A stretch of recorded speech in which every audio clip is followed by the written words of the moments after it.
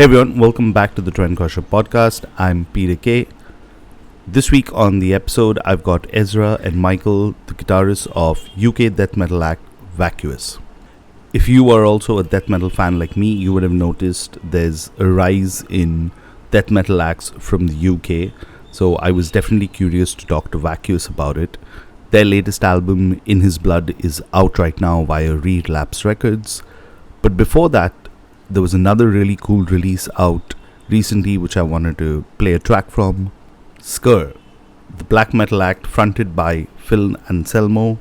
The man needs no introduction to metalheads. After releasing a string of EPs, they've released a full-length album, Gold. Here's a track from it, Coin.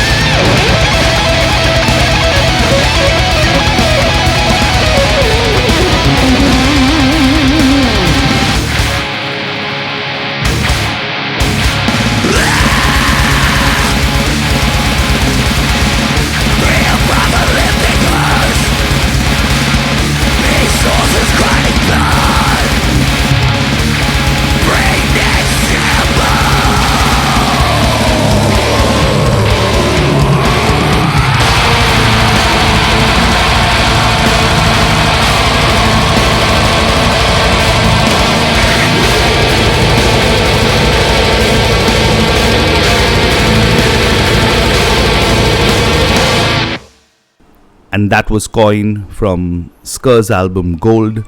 Do check it out. It's out right now via SCOUR Records in North America and Nuclear Blast in Europe. As always, link in the show notes.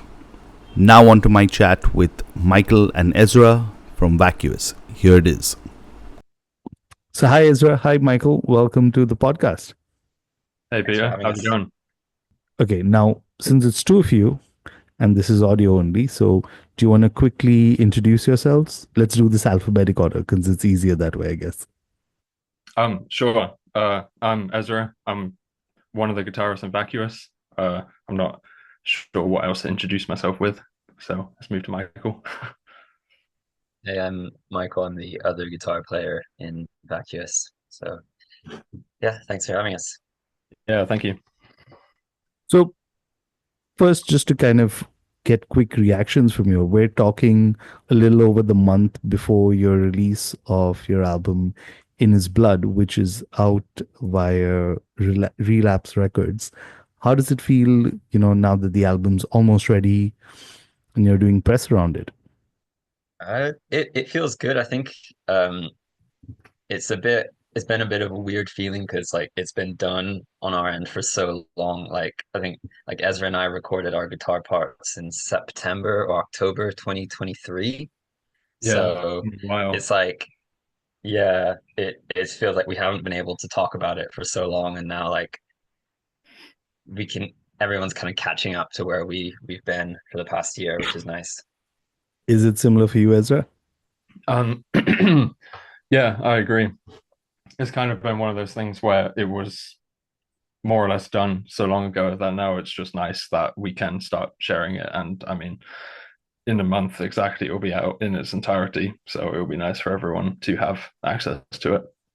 Okay, but I think, for a lot of listeners to the podcast, right? I mean, they may not be familiar with Vacuous. So I thought let's kind of go back to the start before we get into talking about In His Blood. So you guys, because I've been following you and I've been getting multiple kind of press notes about you all over the years, right? And five to be precise. You've been quite prolific over the years. How does it kind of feel looking at the past 5 years, right? Because you guys actually started out as a three piece, the lockdown.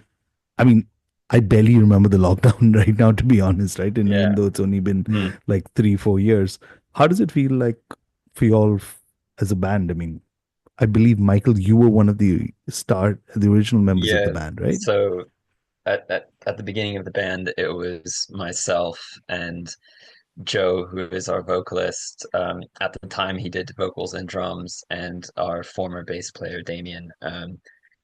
Yeah, that feels like, I don't know, on the one hand, it feels like it's gone really quickly. And that's part of that is, as you said, like just the kind of COVID. Like, I think since then, I've just completely lost my notion of time. But on the other hand, it's like so much has happened since then. I mean, when we started, this is for myself and Joe and I guess most of us in the band. This is like our first serious like band that's actually released music. So like we've been learning a lot as we everything that we've done, we've kind of like learned as we've been going along. But yeah, I guess I don't know, maybe it's we because we had that time during COVID to sort of figure out what we wanted to do outside of the public eye that maybe other bands don't have, that it feels like we've done a lot. But yeah, it is what it is. I don't know. Ezra came into the band, I guess, a year and a half into us being a band, so maybe you have a different perspective. I don't know. Maybe it's doesn't seem that long to you either. No, it's still, it feels like ages, to be honest, even since Dreams of Dysphoria. But Mhm. in the moment of going through it, it didn't feel too quickly, like it was passing too quickly or anything. But with obviously, that's kind of just how hindsight is, really. But now that we're here, I guess, yeah, I don't Yeah. know, it's exaggerated. And I think it's one of those things as well. It's like people always just sort of see the tip of the iceberg where it's like this album is probably going to be the first thing that a lot of people hear from us because it's on Relapse. But it's like, you know, for them we're a new band, but I guess for us it's like, oh well, we've actually feel like we've been doing this for a little while now.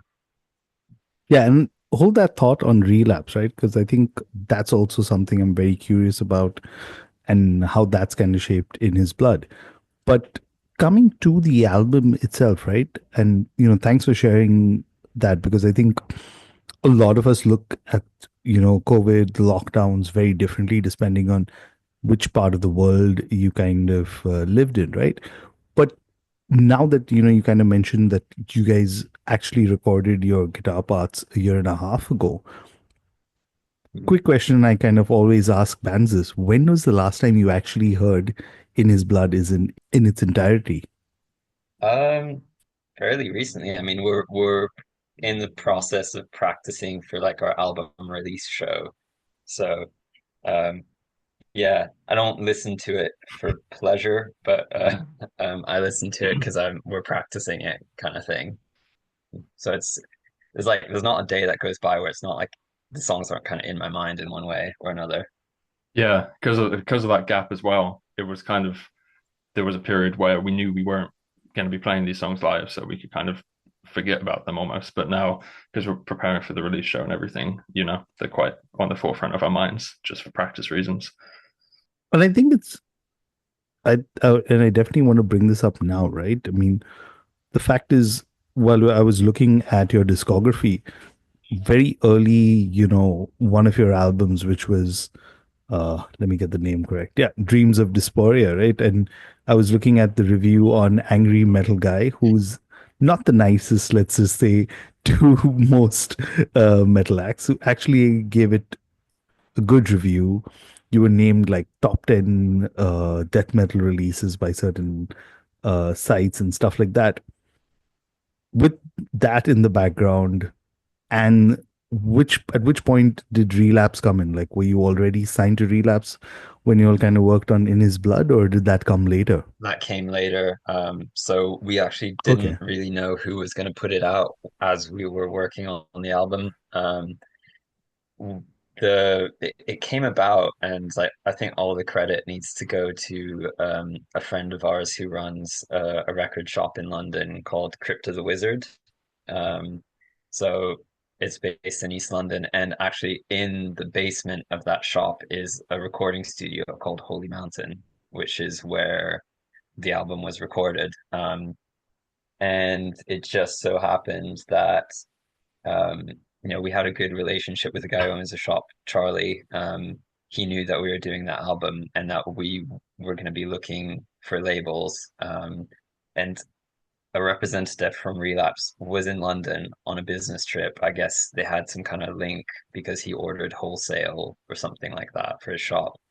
And he's just casually said, like, is there um, are there any good UK bands that are worth keeping an eye out for? And he's like, oh, well, as a matter of fact, there's a death metal band that's just recorded an album downstairs called Vacuous. You might want to check them out. And that got the conversation going. And yeah, we sent them some rough mixes and they're interested, and that's how it happened. And originally, and maybe you can kind of tag on to this, Ezra, is the reason I was asking that question was there any kind of pressure going in or any kind of expectations that you were going in while kind of writing or recording In His Blood? I guess we didn't really have any expectations, I don't think, particularly apart from just wanting to find a label that will kind of work with what we were doing, and a label that we get along with.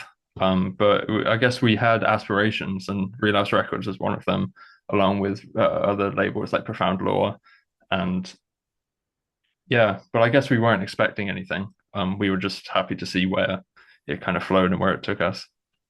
Yeah, it wasn't really a consideration like as we were writing and recording because it was like, and this is not like a slight towards anyone, but like we worked with some labels called Dark Descent and Misako Noho on our previous album, and those are very death metal, like kind of traditional death metal focused labels, and like we're all big fans of them. But I think we knew that just the way the songs were developing organically and the direction it was heading in, it wasn't going to be the right fit for those labels. So it was kind of like, let's write the songs we want to write and then figure out the label part afterwards.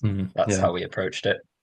So yeah, there wasn't really any like pressure to for us to like sound a certain way to fit into, like what a relapse band or profound lore or whatever, like kind of mold, if you get what I mean. Totally. And that's where I was also kind of trying to go to. in that direction, right? Like, what was the kind of headspace you all were in while working in? Because I feel like, especially with bands at the moment, you indirectly kind of get caught up in the hype, so to say, right? Or the social media also and all of that. So how do you kind of stay true to the art that you want to kind of make? And how did that kind of reflect on In His Blood? Mm. I think it was the fact that, I mean, as you jump in at any point, but like the five of us are quite like different people, so it's just like we don't necessarily feel like we have to fit a mold anyway, and I don't think it would work for us as a band. So it was all about like trying to bring our own kind of respective influences into this one. And I think some of it was written like as a reaction to our previous album, at least from my standpoint, like wanting to do the complete opposite.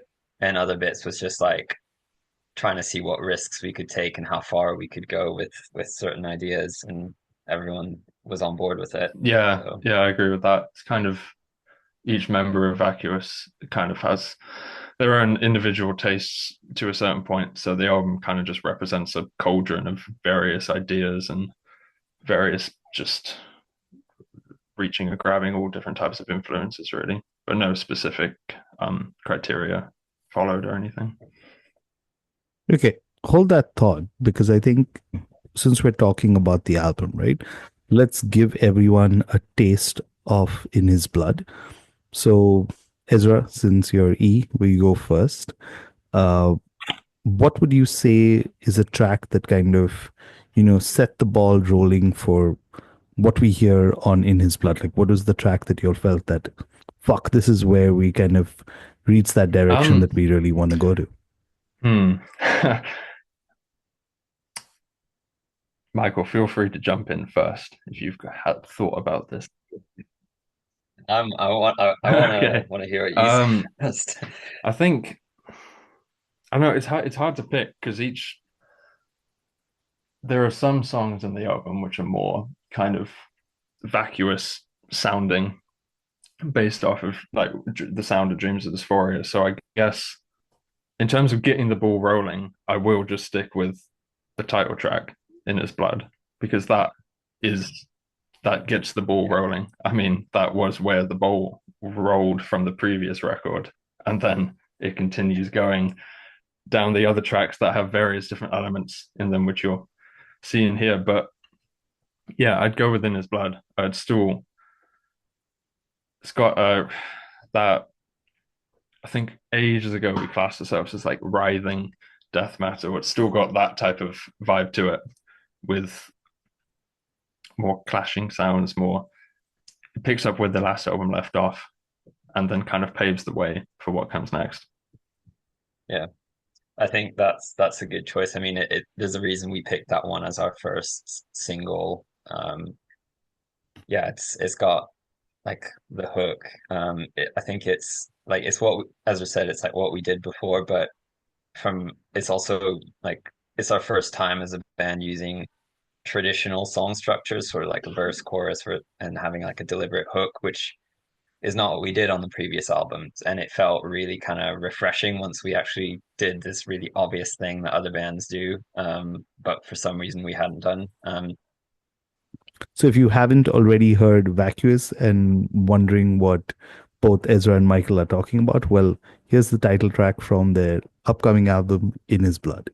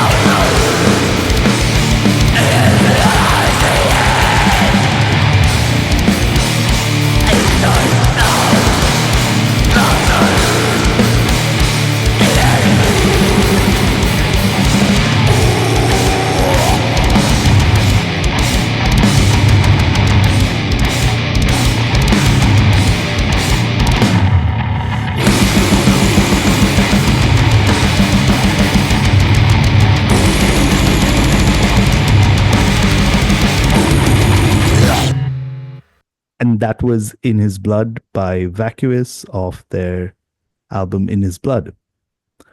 I've got Ezra and Michael from the band. And, one of the things I really wanted to understand also was, since you said you'll have such diverse kind of influences and all of that kind of comes in, paint a picture for everyone who's listening in what goes on in the jam room, right? Like at what point is there a kind of filter or something that kind of says, hey, this is the vacuous sound or this is what we're going for and let's move forward with it? How does it kind of Yeah. work? Um, so like a lot of the songwriting happens outside of the jam room where it's like in, people's bedrooms, and then we'll bring song ideas to the rehearsal room and hash them out together. Um, and I think like as time has gone on, we've gotten a bit bolder in trying out new ideas, and I think we're just confident in the fact that even if it's a bit of an outlandish stylistic choice, the fact that it's going to be filtered through the five of us, like in how we physically play our instruments, then it will end up sounding like Vacuous. I think the criteria for it to be an idea for this band is just it's not necessarily like the type of riff or the if it's played fast or slow or anything. It's more just like it's got to have this really dark, kind of oppressive and kind of harrowing atmosphere to it. And it's just kind of like you kind of instinctively know whether it's right or not. So yeah, I mean, as long as anyone's not writing like party thrash riffs, I think like, you know, anything can kind of go in the band. Um, Ezra, what yeah, would you I say? mean, just anything that's yeah, I'm not sure how else I can sum up what Michael said because I agree with it completely. But just yeah, anything that kind of just feels right without it doesn't have to adhere to specific um any specific structure, any specific predecessor bands. It's not like we only write songs that sound like other old death metal that's been around. Just as long as it has a kind of dark, even like emotional feel sometimes, but with new ideas as well. We never really like to double back or anything and do stuff we've done before. I think it's also like not so obviously like we love, the death metal classics and all that, and that's a clear influence for us, but it's not holding ourselves like ransom to that. And like we've been influenced by more modern stuff along the way. Like none of us in the band were like alive when, Altars of Madness by Morbid Angel came out. So there's no point pretending that we only listen to 80s and 90s death metal, because that would just not be honest. And yeah, like Ezra said, it's like kind of that honest, raw, emotional feel to the band is what kind of brings us together in this project. I mean, it's interesting also that you'll kind of the kind of descriptors you'll use, right? Because one of the things I felt when I was listening to Vacuous is there are no hooks, there's no melody. It's just like fucking oppressive. And, you know, one of the reasons I kind of connect with death metal is I feel like, especially living around here in Bombay, India, it's fucking death metal. Like your life is fucking death metal. You're dealing with so much shit. So I think the only way to kind of put up with a lot of it is just listen to bands like you guys. But going back to the recording process, and you kind of talked about recording at Holy Mountain Studios with Stanley Gravett. Uh, you actually said in the press release that this is the first time you'll had kind of external help with like arrangements and stuff like that.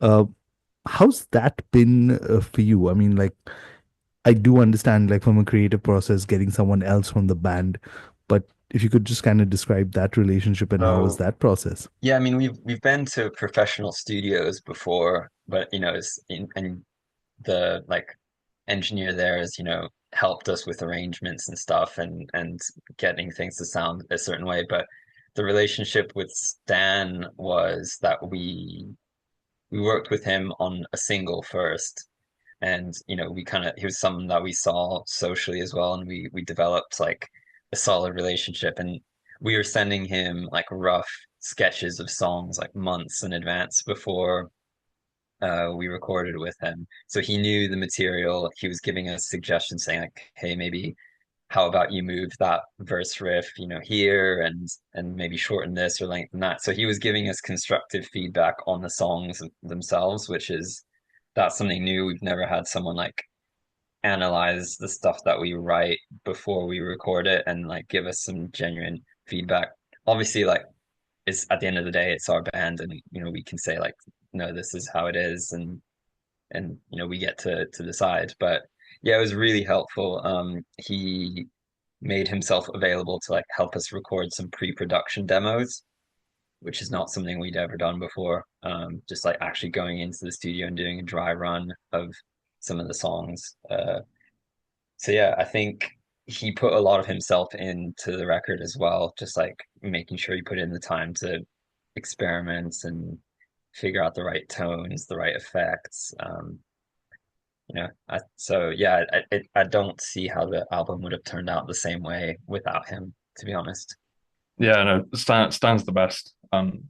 He definitely helped us in areas where we never had thought could be helped, if you know what I mean. Because like Michael said in the past, we had gone to professional studios, but it was mainly to just get the ideas recorded, get the album completed with a couple pieces of feedback on, sound and tone and stuff. But this was much more like he gave great advice and things on engineering specific bits of the songs from time to time, and that type of like next level input. Yeah, it kind of felt like he was, it sounds cheesy to say, but like an additional member in the band at times, just because of that dynamic. It didn't feel like, oh, this is the guy we've hired to record the album. As like he was, his voice kind of mattered equally when we were talking about the songs. It was kind of, so yeah. Shout out to Stan. I mean, well, we're we're already sending him demos for our next album, so he's part of the sixth the member of gang at Vacuous. this point. That's awesome. I mean, and one of the reasons I also wanted to talk to you all is, you know, I've seen a sort of, and I hate to kind of call this a revival because there's always been like death metal in the UK, Britain, but now there's like a new crop of bands, so to say, that's come out. I mean, Mutagenic Host just released earlier this month their new album. I've been listening to like Celestial Sanctuary, there's Coffin Mulch, and I don't know, so many more bands, right? Uh, what do you think is different? And I'm sure you all have also played shows with some of these bands. What's different now about bands in UK that was Well, probably they not kind of happening just earlier? exist, to be honest. There wasn't much of a scene Yeah, with death metal stuff. It was very much, and the hardcore scene's also been revived. But I think down where I live anyway, in Brighton, it was always more like kind of punk and hardcore, and there wasn't too solid or like kind of very melodic metal kind of stuff, but there wasn't as solid of a death metal scene as there is today. yeah. I think yeah, like Ezra said, there's more bands now, and it seems like there's kind of a crossover of audiences as well. Like people that, I would have seen as like a hardcore audience before hardcore punk now seem to have like turned their attention to death metal. So it seems like, it's no longer this niche thing so much. But I mean, on the flip side, like I still think, I wish there was more, if I'm honest. Like you look at a country like Denmark, which is also, small, but like just the amount of bands that they have in comparison. I mean, like they wipe the floor with anything we've got Yeah. going here. I mean, like as someone who kind of grew up and especially like here in India, right? We would hear of bands like Bolt Oh yeah. Thrower. I mean, no, it shouldn't come to you as a surprise. Like Napalm Death have performed here, Carcass has performed here, That's cool. and stuff like that. And we'd kind of, I mean, I'll be honest, I don't think growing up in like the 90s or even early 2000s listening to metal, I'd ever thought I'd see like Carcass play India. I mean, those guys literally wrote subgenres Yeah. of death metal and metal with their albums, right? So we'd always wonder, like, hey, where are the new bands? And of course, like, you had bands like Bolt Thrower kind of holding it down and stuff like that who were consistent. So that's why I was curious as to where do you suddenly see, like, Yeah. what kind of change do you see that suddenly happens where you see a bunch of bands suddenly come Well, out? like it's not like death metal ever, went away. Like obviously, as you mentioned, there was like the big wave with the greats, the Carcass and the Bolt Throwers and stuff. And then I think the just as the genre evolved, things went towards like brutal death metal or slam, which inherently is like for a smaller audience because it's just that much more extreme. Um, and yeah, I think because maybe the stuff that's coming out now is reviving some of that more old school sonic palette than which appeals I think appeals to a wider range of different people from the punk scene, the hardcore scene, just more general, like a band, yeah, like you say, Bolt Thrower, like people who are not die-hard death metal fans can get into that kind of music if you see what I mean. So maybe that's why it feels like it's bigger now than it was a few years ago. Okay, fair enough. Now, just a couple of quick questions to kind of wrap up, right? I mean, I see you're doing a UK tour in April. What are you looking forward to? Any more tour dates that you can actually talk about currently? So to celebrate the release of the album, we're doing a one-off show next month on well, I guess a little over a month, the 1st of March at a festival in London called Life After Death. Um, so I was talking about Charlie from Crypt of the Wizard, who is a good friend of ours. This is a festival that he curates and puts together once a year. It's all kind. It's metal in a very like loose sense. There's a lot of like experimental, noisy dungeon synth stuff. Anyway, we're doing our a release show there and playing the full album. Um, After that, there's the UK tour. And yeah, later on in the year, we've got some European festivals dotted around the place. And yeah, beyond that, we'll see what happens. Hopefully, get some Yep. more stuff Line up some lined stuff. up. Yep. Sorry, and I have to kind of throw this in question because when I saw this quote by you, Michael, actually, no, this is not a quote by Michael. I stand So, corrected. Joe, This is a quote actually by All right. Chen. oh, Joe Chen. So if you can kind of help me understand that, but and I quote, he says, "We want to have a discography where every album is distinct. Uh, we don't want to feel like we're repeating ourselves." So, since you kind of alluded to already working on demos for the next album, um, how different would listeners be maybe in a year or two to hear the Um, next Vacuous album? well, I feel like what we're working on now will make sense if you've heard the full album In His Mm. Blood, because like there's just talking about In His Blood, there's like some sort of straightforward rippers like Ezra was saying with the title track, and we've taken some stylistic risks on other tracks, and I think we've used those more how should I say, like unconventional for us tracks as kind of like the launching point for what the next album is going to be. So like the weirder stuff is what we're going to explore kind of in more depth on album three. I don't want to give too much away because I don't want people to have preconceptions based on an album they haven't even heard yet. But yeah, that's Yeah. the idea. Yeah. I won't say too much either for that same reason, but just greater exploration of things that have not been explored yet. Yeah. Yeah. Awesome. Great talking to you guys. And just to wrap up, final words for everyone who's Thanks for tuned in so listening. far. I hope you enjoy the new album when it comes out. Yep. Yeah, yeah, thanks for listening. Hope we make it to India That would be someday. great. That'd be Yeah. very cool. Awesome. Thanks so much, guys. No worries. Really Thank you. appreciate you taking time Thanks for out. having us. Yeah, you too. Take care. And that was Micheal and Ezra from Vacuous. Do check out their album, In His Blood. I hope you enjoyed the single that I played from the album.